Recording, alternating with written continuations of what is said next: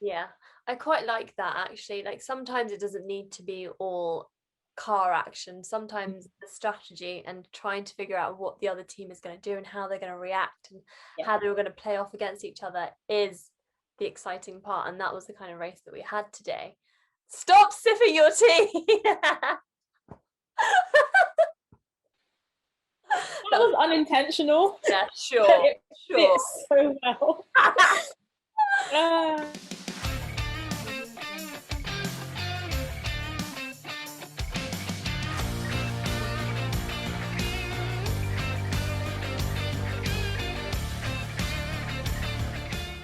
Hi everyone, welcome back to On the Chicane. You're here with me, Marium, and my co-host Paris.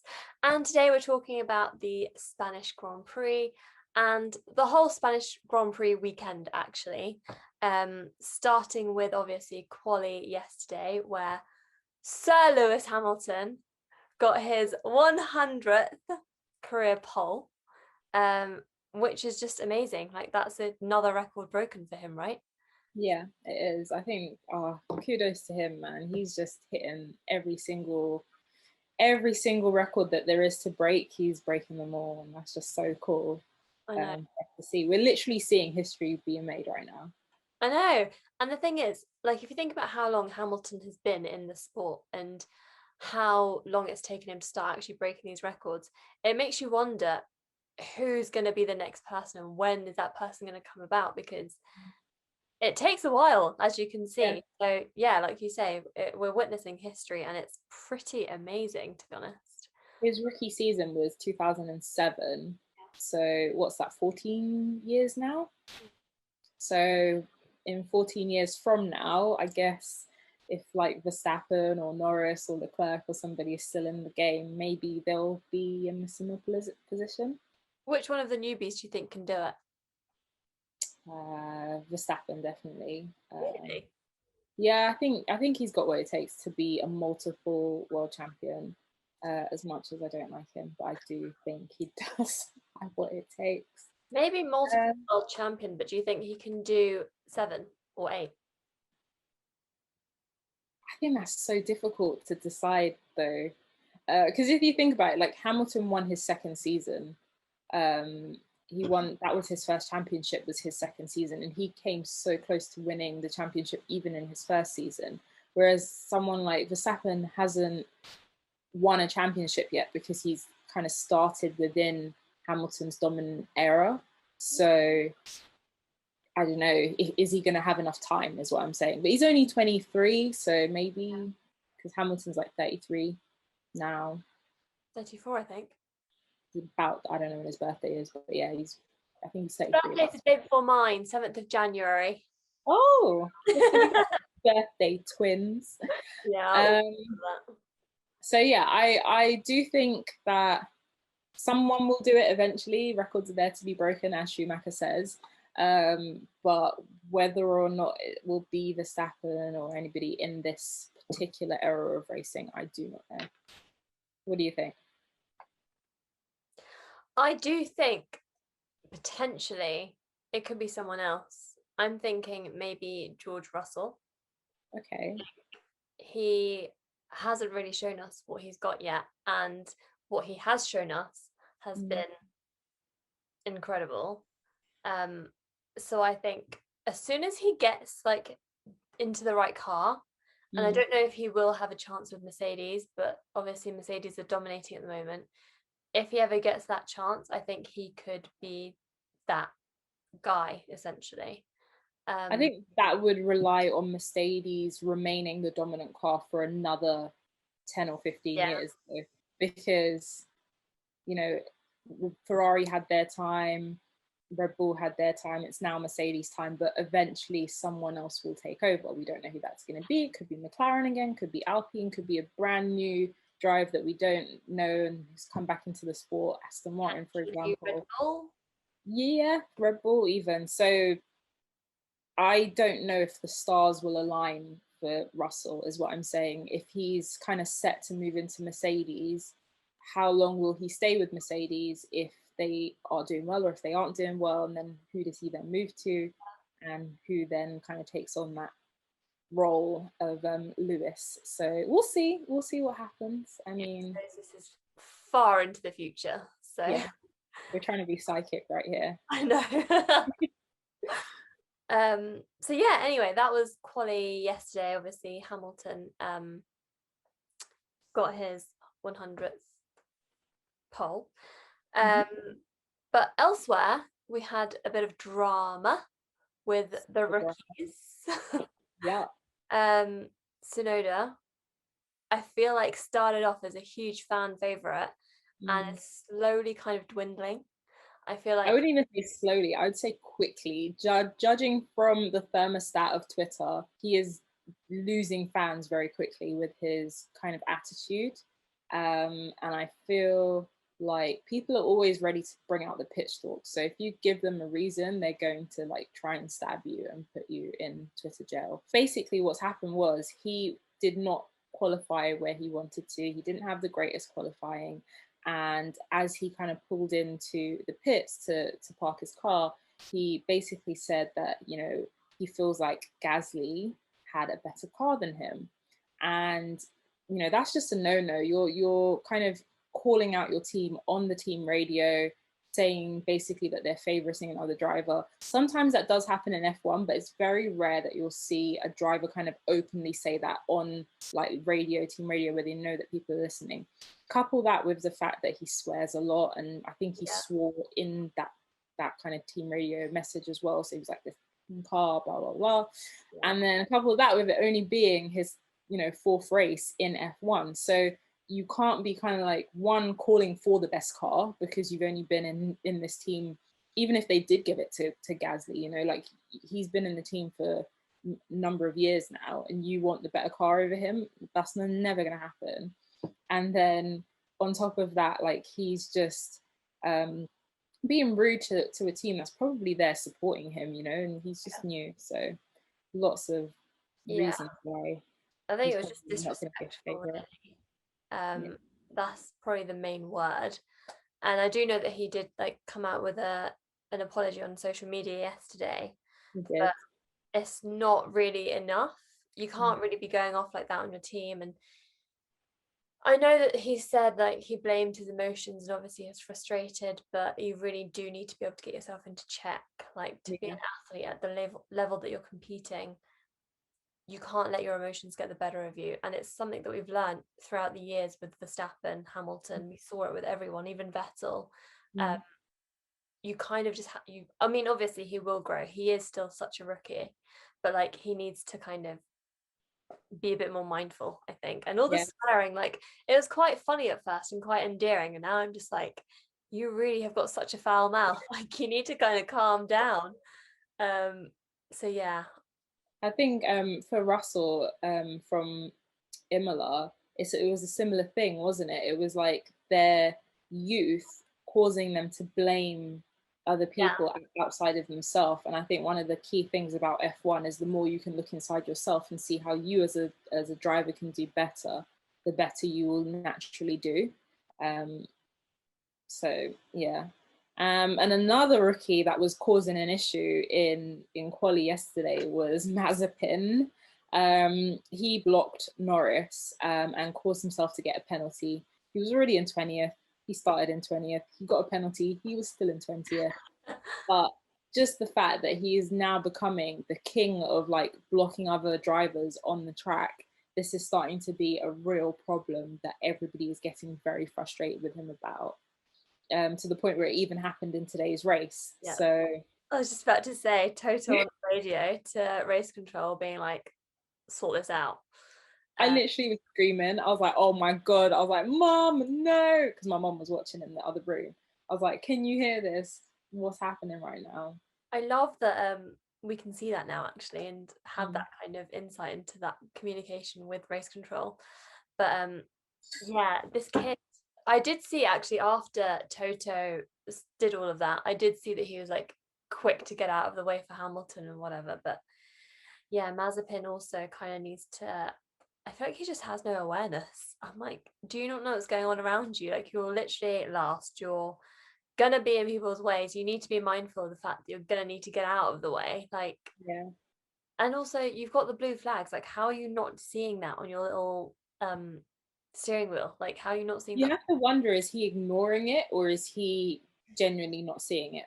Because if he's ignoring it, that is a like, I'm not if he's ignoring it, that is a level of arrogance that you cannot have as the person who is running last. I mean, I have no idea, but just from what I'm assuming, I just think he's that stupid that he's just a bit like slow to kind of react and be like, oh shit, I need to move out the way.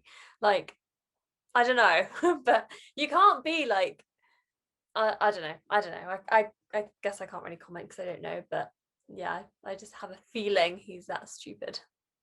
Well, we'll see. I haven't seen his like post race talk on why he doesn't move out the way, but I'm sure that will give us a little bit of insight, and I'm definitely going to be looking out for that and seeing, because clearly all of the rest of the teams are on it now. They're like, no, come on, this guy, you know, Lando said it, Giovinazzi said it, now Toto Wolff has even pitched in and said it. This is going to become a thing if he doesn't change that whole, like, the way he races very, very soon. Yeah, absolutely. But yeah, let's get into the race. So the beginning of the race, lap one action straight away. Verstappen was on Lewis Hamilton, turn two, overtaking him. That was wicked. It was so good to see. I was like, oh yeah, give me some action. Yeah. But I mean, obviously, okay, so the circuit, the Spanish Grand Prix itself is a track that's known for favouring the front row starters. It's quite difficult to overtake on this track, and generally, as we've seen in the past, people that start from first or second tend to be the winners. So I was kind of expecting Hamilton to win. But yeah, I mean, going into that second turn and then Verstappen obviously taking the lead, I thought, this is what I want to see. Yeah, And definitely. Verstappen literally had his elbows out, if you can imagine an F1 car having elbows, and like more or less shoved him off of the track, but in a way that was so clear that he had the racing line. So you couldn't even, anyone who was watching that couldn't even be like, oh, he was being, you know, bullish, like he bullied him off the track. He genuinely overtook Hamilton and placed himself on that racing line and was like, no, I'm not giving you any space to kind of move back in. And I think that was such a key move from Verstappen to kind of just, you know, get ahead of Hamilton. Hamilton's heart must have been sinking at that moment, thinking, shit, like, what are we going to have to do right now?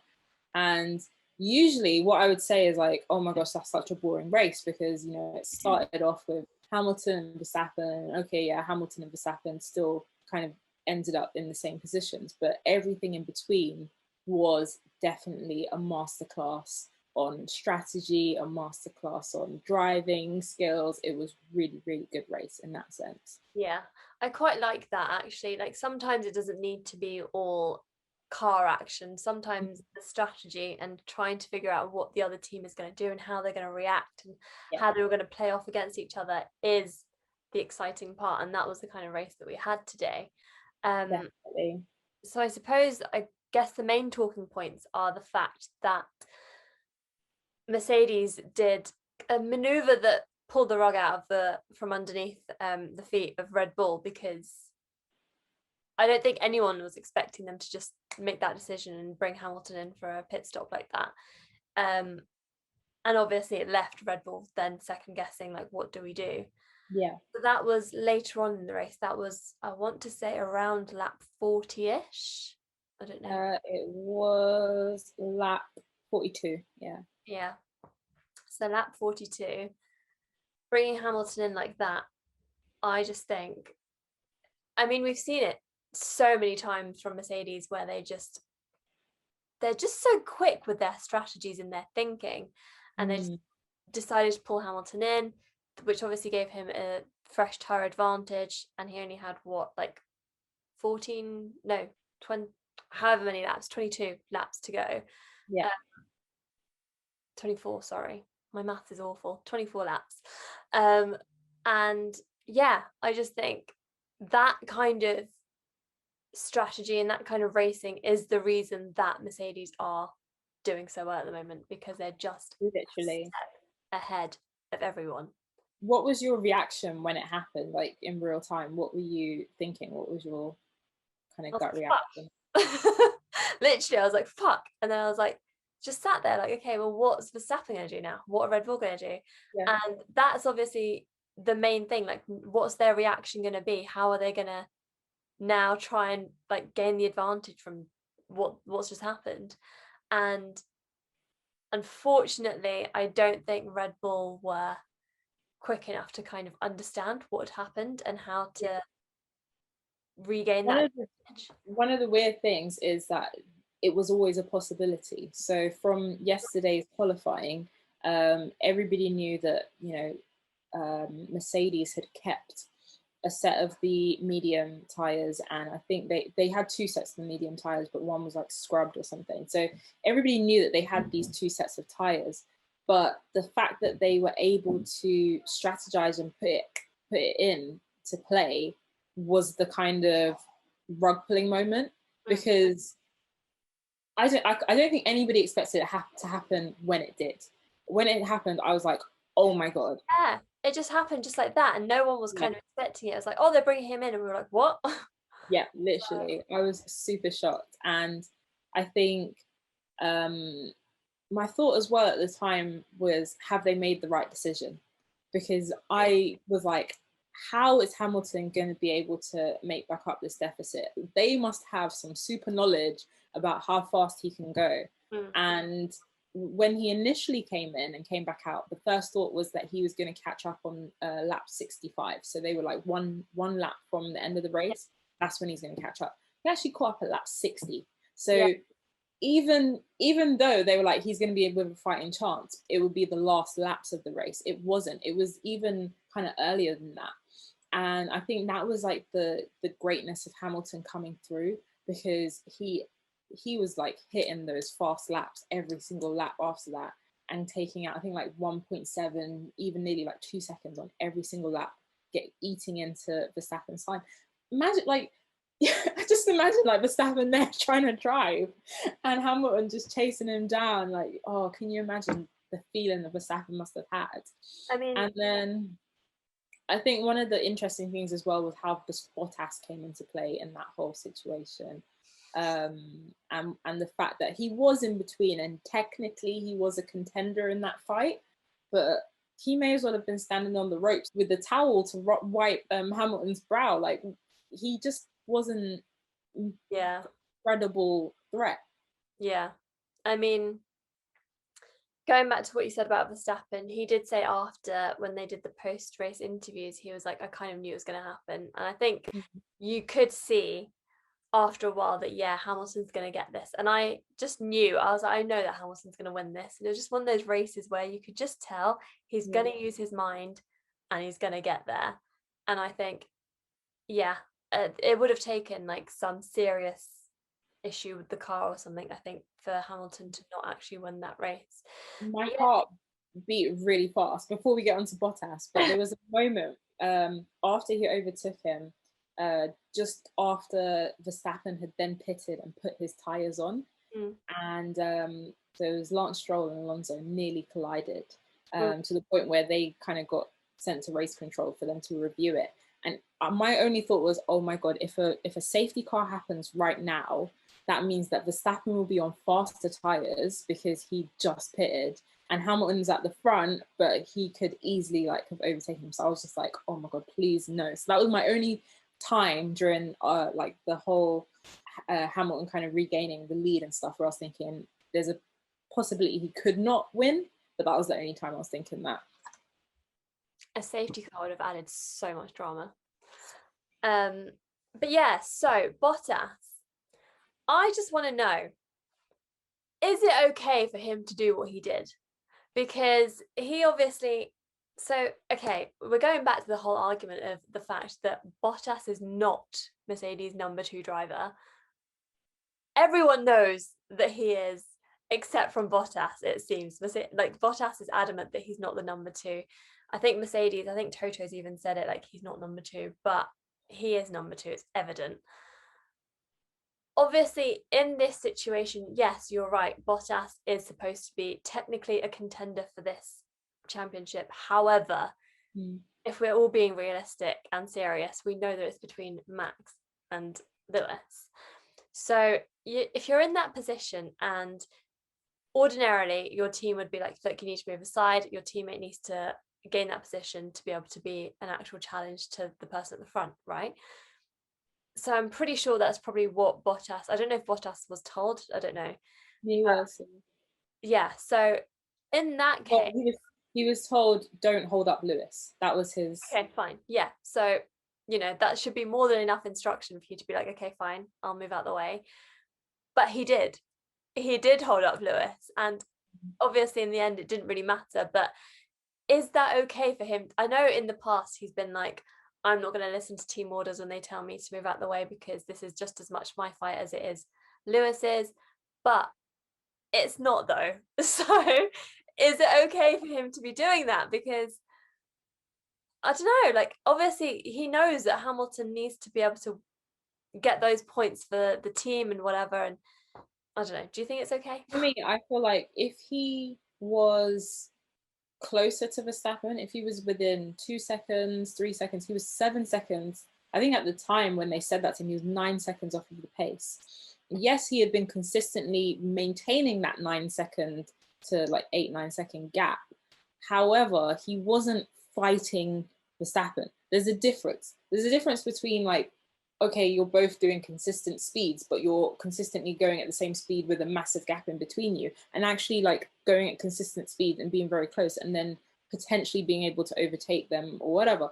So for me, if I was Valtteri, I'd have been like, cool. It's not nice to give over the position to Lewis, but at the same time, I am not fighting Verstappen. And if Lewis is charging behind me and he has the potential to actually be fighting Verstappen, regardless of this whole like, oh, I don't want to do team orders, like, come on, that's just sensible. Like, if you're not actually fighting the other person and your teammate can fight the other person, wouldn't you give it over to them anyway?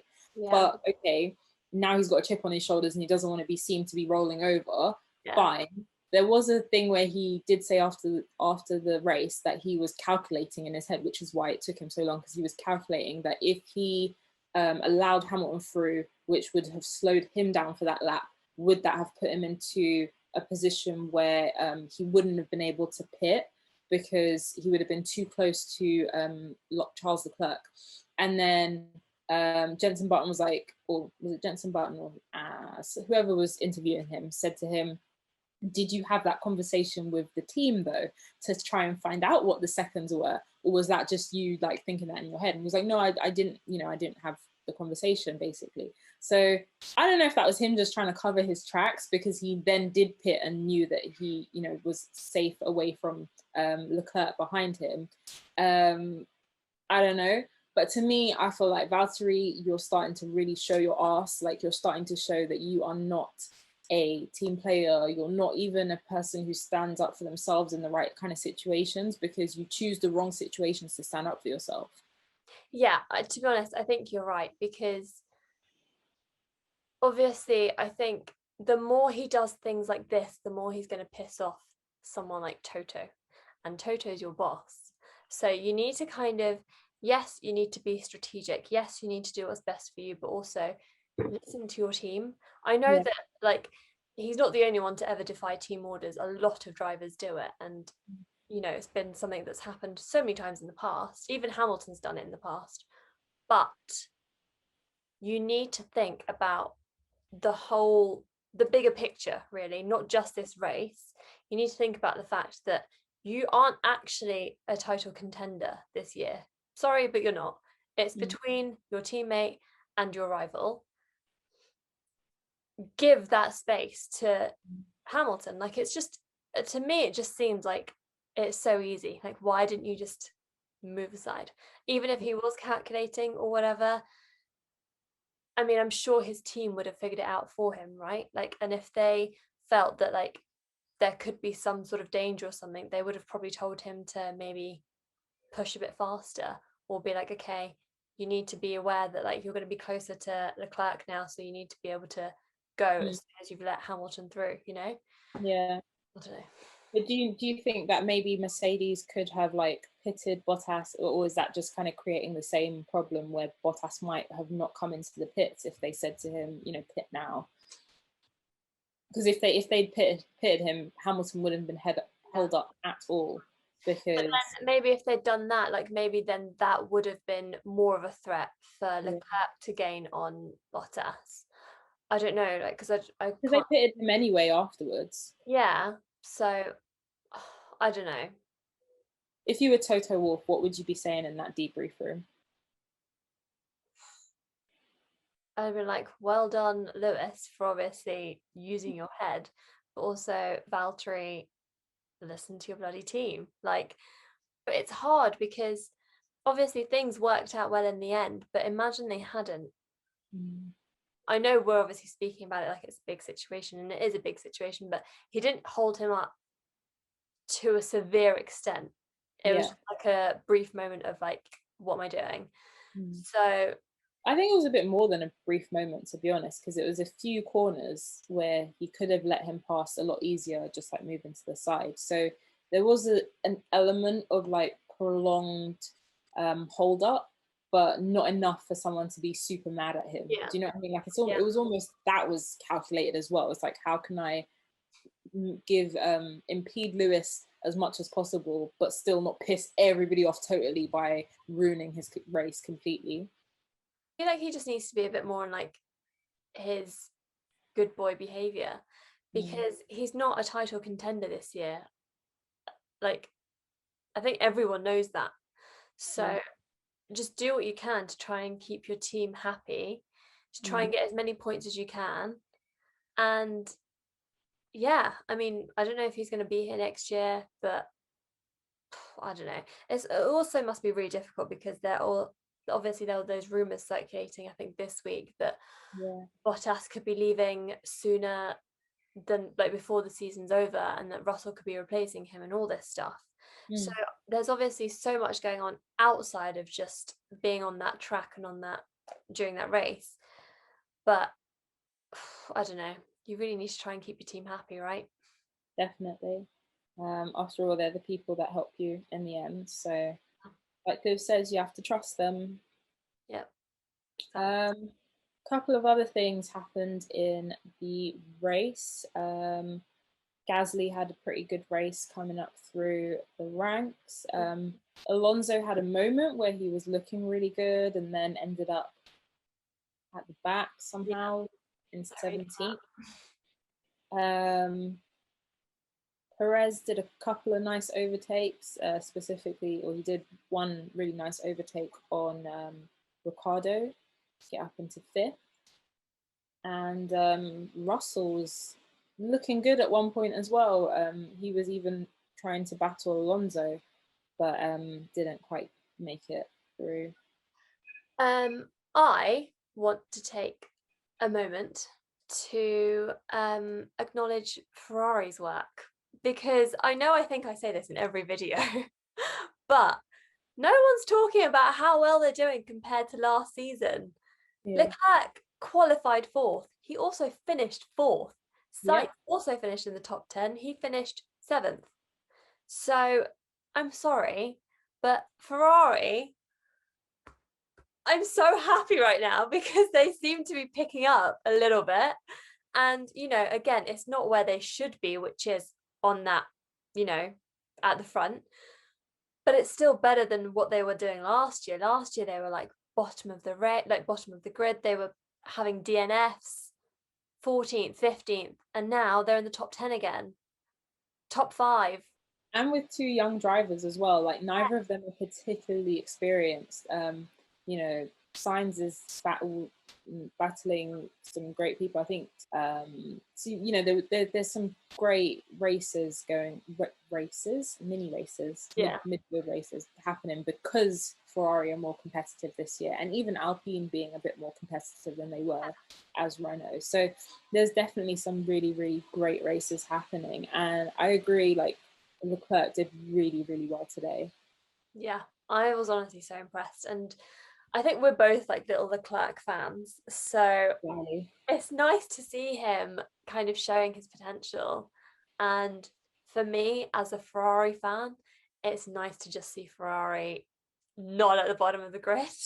Although I'm actually really sad now because I feel like Vettel's left and now he is kind of outside the top 10 every week and not really doing that well. And it just makes me think, I'm just sad for you because I do love Vettel. Stop sipping your tea! That was unintentional. Yeah, sure. It fits so well. Super unintentional. So okay, let's get to last bit of the conversation before we sign off. Driver of the race. Definitely Hamilton. I think Hamilton. he did so well. Yeah. Yeah, hands You down. can't deny his strategy, you can't deny his determination. He broke another record. He's amazing. Yeah. And so I've got that same driver of the day for me was Lewis Hamilton, but I've got winners of the day because I put Lewis and Leclerc because I thought that they both did really well. Yay! I give props where they're due. Where they're due. Biggest losers. Tsunoda, really. Okay. I mean, yeah, I don't really know what happened there, but and also Alonso, I guess, because what happened there? He was doing so well for quite a while, and then all of a sudden he finishes like 17th. Yeah. For me, biggest losers were Verstappen and Bottas. Verstappen simply not because he didn't drive well, he drove amazingly, and by his own admission, like he feels like he did really well today.